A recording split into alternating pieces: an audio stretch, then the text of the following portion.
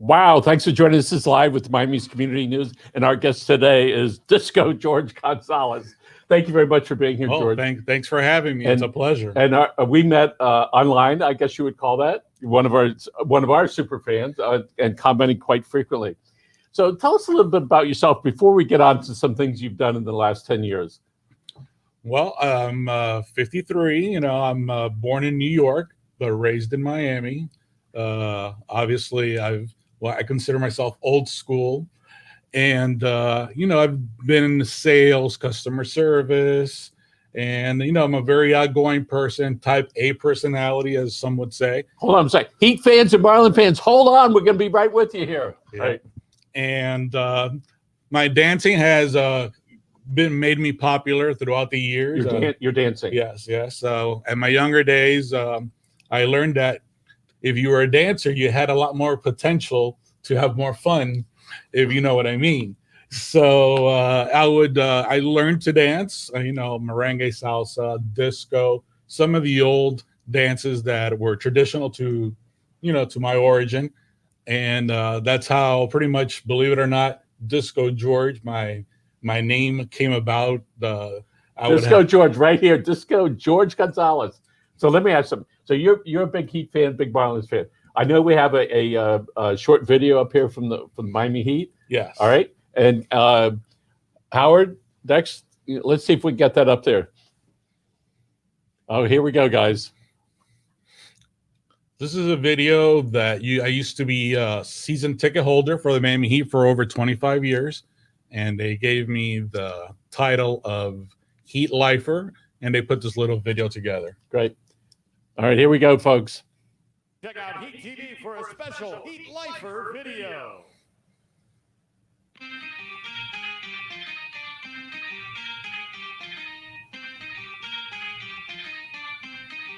That's you, George. That's me. Me llamo Blanca González. Me llamo George González. Me llamo Jordan González. Y nosotros somos fanáticos del Heat por vida. Yo me hice fanática del Heat en el 1988. Fue mi primer juego de baloncesto. Fue el día que me enamoré del baloncesto y más nunca he vuelto a otro ideal.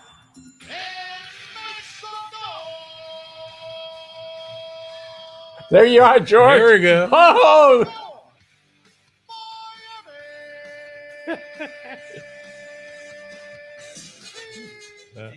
That's me. That's me. Fue especial para mí porque la familia completa estaba ya preparada para celebrar. Venimos con las cazuelas, los cuchillos, con todo para hacer bulla. Y fue una experiencia increíble para la familia.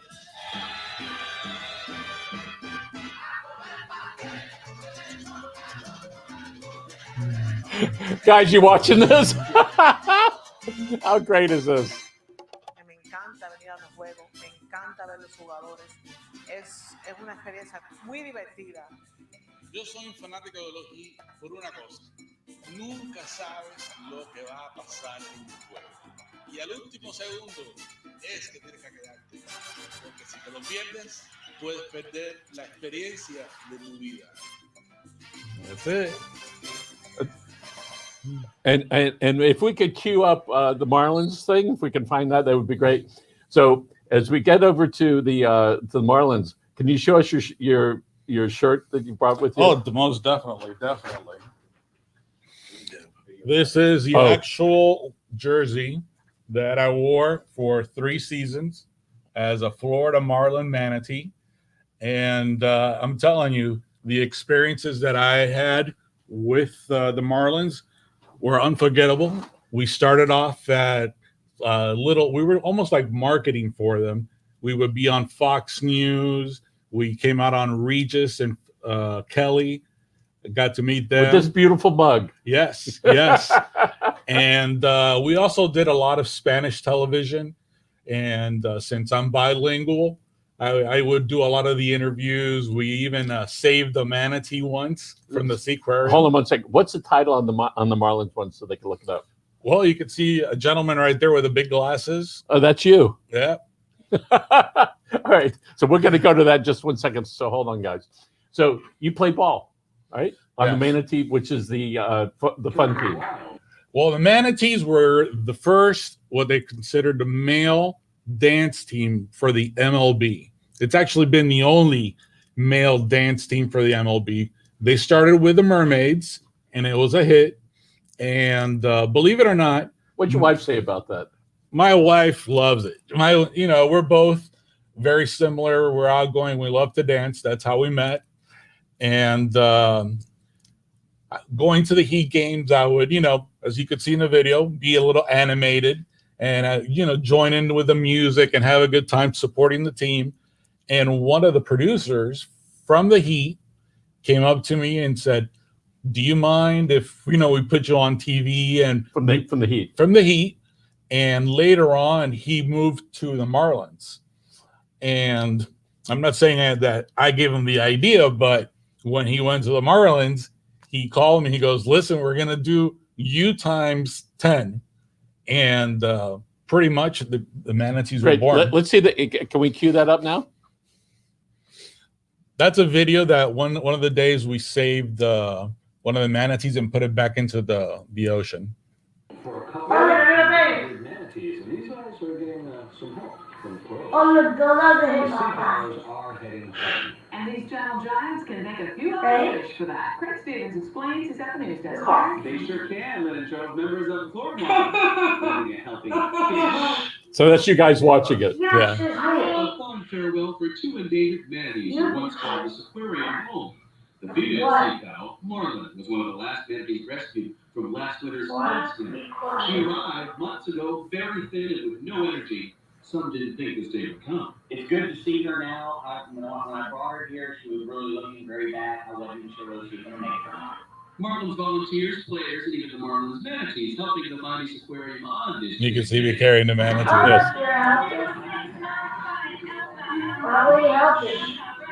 They watched as the aquarium staff performed a mini health assessment on the manatee before loading her onto a truck in Key Biscayne.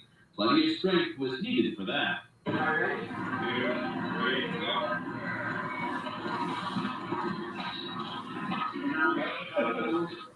Marlins rescued at Waters Up Jupiter. The city baseball fans don't all too well for spring training. One fan thinks the manatee had baseball on her mind. I think she just wants to come down here and look. There's Big George. Disco George right there, folks. I think she got a nice glimpse. They was running around So inside. I think she's ready to tell her friends out in the ocean.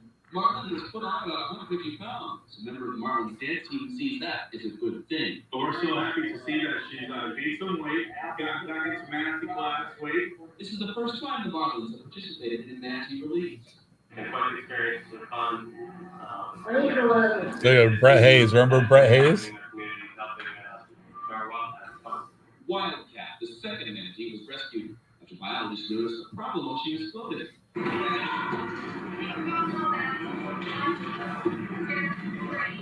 But after months of treating the gentle giant for intestinal difficulties, the hard work pays off. The best part of the job. This is the reward we look for. The moment they worked so hard for is finally here. Almost as good as new, the manatees will be released near Fort Pierce. Great. Thank you, guys. George, so not only involved in a lot of fun activities, you're involved in helping some of the. Yeah, we would help with the community. We would always give food to the local people around the stadium for Thanksgiving, and it was great because it was not only for the fun part, but we got to deal with the kids and the community and help out. So were you always this outgoing, or was there a point at which when you crossed the line? There was a point when I crossed the line, believe it or not. It was in my teen years. I used to be very shy. I always used to love dancing, but it was a one moment at a party that my cousin helped me break out. And I was like, I was holding back all this time and not having as much fun. How old were you, more or less? I was 14. You knew that. You're very definite on that. Oh, absolutely. I was a very shy kid that would go to the parties, have a little croquetica or pastelito, and let everybody dance. But I was very shy. My brother was 16 years older. I was on a surprise. So my parents were older, so I was always very shy. but they were very outgoing. They always loved to joke and dance. So I would always see them dance, but God forbid that I would ever go dance. So what at that moment, right? And can you define that moment when you said, Oh, okay, absolutely. tell us about Absolutely. that.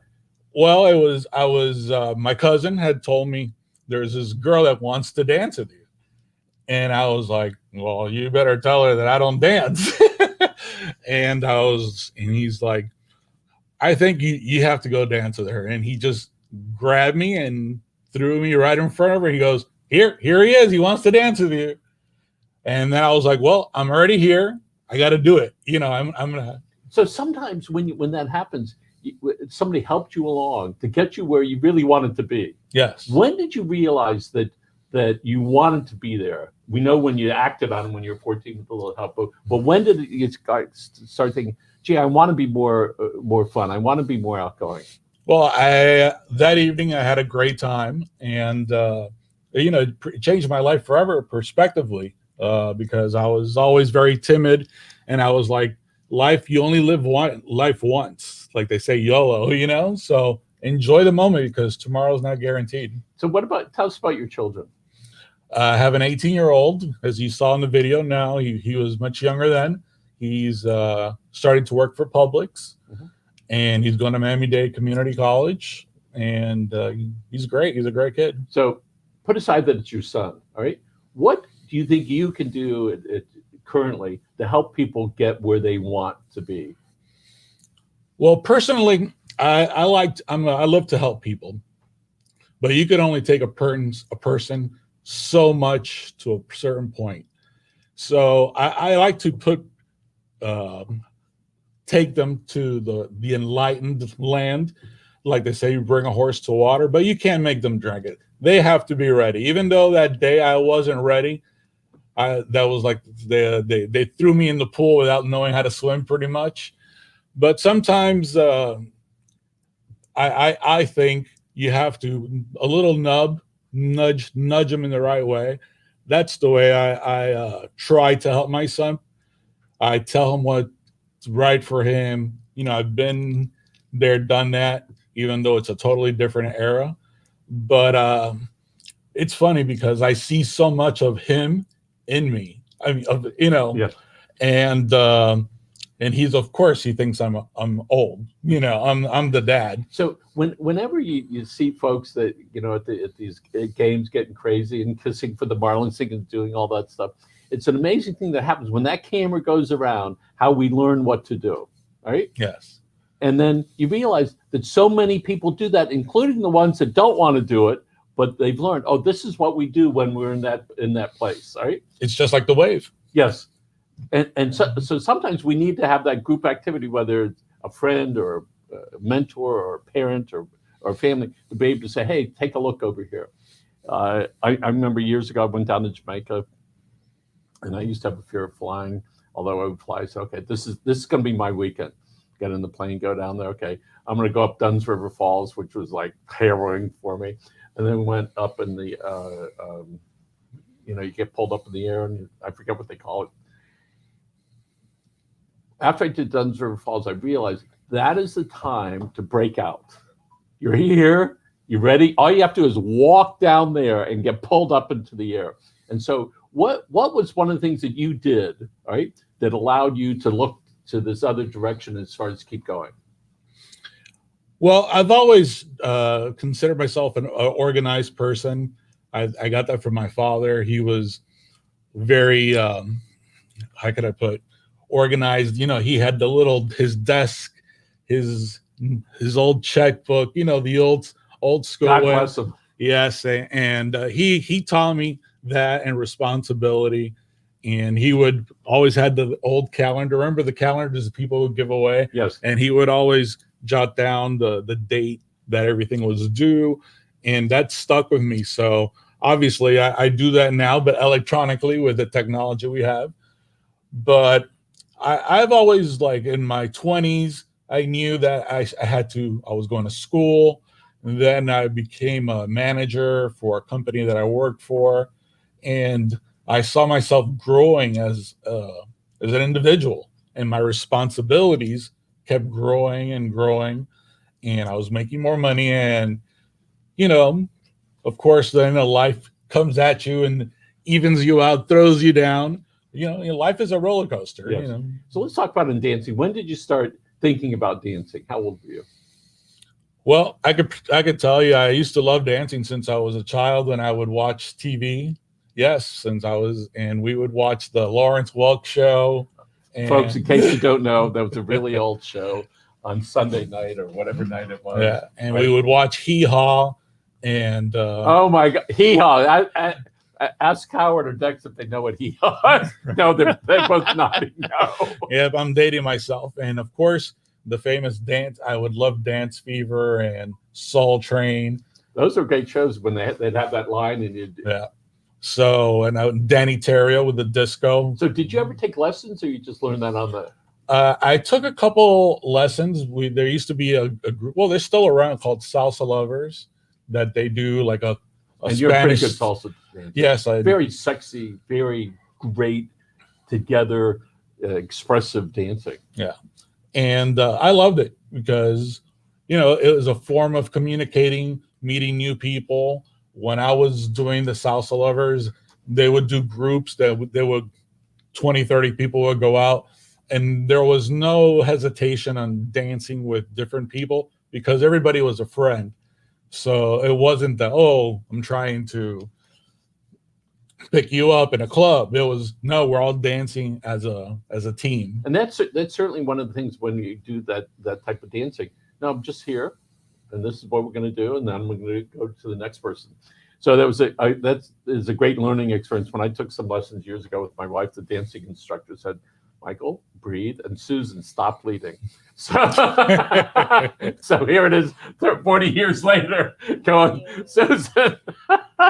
So did you learn? Yeah, no, I didn't. But I always admire the Hispanic culture here, and how you guys can express themselves, where there's this connectivity, all right, between each of them, all right, and you see there's this common theme. And when I see these little kids doing the salsa, it drives me crazy how wonderful and beautiful that is, and watching them.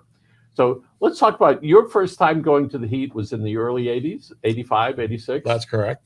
And you were season ticket holder. At the beginning, when I was a manager for this company, we would get tickets, and the company was, "Oh, look, we got you some tickets." And I was all excited because I had never been to an NBA game. And back in the day, we had Ronnie Cycli, Harold Miner, Edwards, and you know, it was a very long time ago, but I got hooked immediately. How long was it before people started recognizing you at the games? Well, I used to sit, you know, very calmly, and then as I became a season ticket holder within a year, I got what they call a mini plan, because, you know, little by little, I would buy 10 games every year, 15 games, and then before I knew I had 40 games. They pulled you right in. They pulled me right in, and it was great because when you're a season ticket holder with the Heat, you become part of their family, and it's not just even the employees, but the actual other fans become your best friends. So I've been to a few Marlins games, and when they do the camera, they go around, and then there's the old guy that sits way in the corner, right? Yes. You know what I'm talking about. And yeah, and people wait for it. Yes. They know it's coming. All right. When it gets up there, people go completely crazy. So it is an opportunity for both sides, meaning the performer and then the audience, all right, to recognize each other. And when you see that happening, that is something that he and they deserve, that to be able to watch that and participate in that. So other than those stages, you've ever been on other stages, like in a theater? In the theater, no, unless of elementary plays count, but no. Would you like to do that? I would do it. I love to sing karaoke. I also love to sing, so I'm not shy when it comes to stuff like that. I've danced in front of over 20,000 people. Where was that? At the Miami Heat and obviously Joe Robbie Stadium. When you say dance, tell us what that is. if you guys queue up Florida Marlin Manatees, I'm sure you could find our routines on there. You could see some of my moves. But George had the moves. So, see, maybe we can find that. All right. You'll see a bunch of fat guys. What guys? Fat with a PH. There you go. So one of the things that we recognize, we've had some musicians here, some singers here.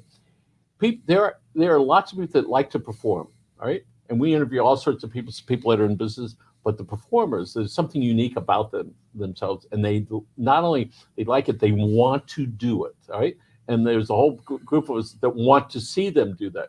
We had a group that did a play at Coconut Grove, one of the theaters over there, and so there were 4 people, and they each sang a little part of the song, and it was wonderful. They had a guy playing the piano, and it went from conversation like this to 30 seconds later, this whole chorus singing along very well. Are you looking for it? Yeah. Okay. All right. Look, why don't we go ahead and play that?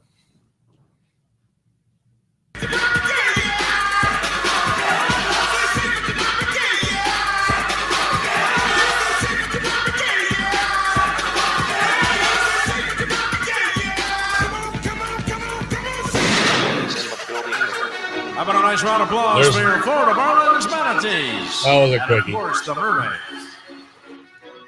That's terrific. Thank you, guys. So when was that? 5 years ago? That was around 2008, 2009. The first year was a fun year because we only had like 10 manatees, but little by little the group grew until like over 20 manatees. So we would rotate. Is there a connection between the actual manatee's body and the Absolutely. We were all plump fans, and we loved it. We had one of the most famous one was Tiny. He was very, very manatee-ish. Oh, I like these terms. And we all had I told you my name was Disco George. We all had our own personalities. There was McLovin. We had Big Kahuna, Cuban Pete.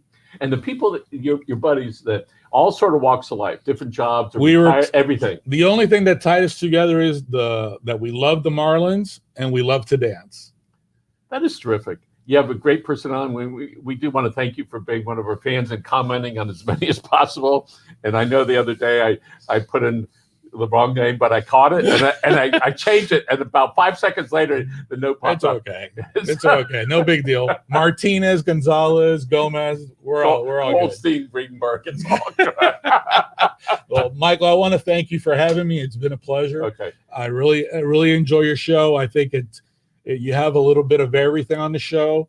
So I think it's great for the community to now watch the news on your phone, and whenever I share your stories because I think they're great. And so I didn't get the chance to meet Grant or David. He might be around in a few minutes. Again, folks, George Gonzalez, also known as Disco George. Disco George right in here. The house. Hey, I want to thank you folks for your time again. This is Live with Community News. And I want to thank Howard and Dex for taking care of us today. Thanks for your time. Bye. Have a great weekend.